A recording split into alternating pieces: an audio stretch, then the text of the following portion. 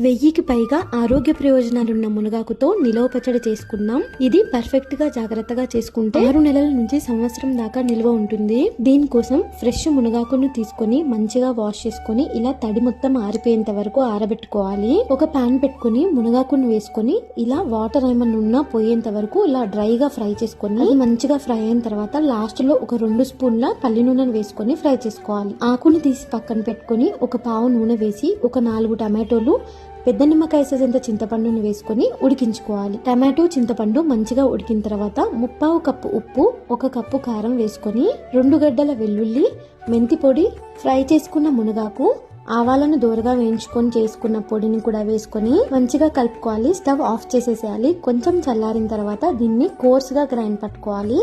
వేరే పాన్ లో 1 cup oil వేసుకొని ఎండుమిర్చి, ఆవాలు, జీలకర్ర, వెల్లుల్లి, కరివేపాకు వేసుకొని పోపు వేసుకోవాలి.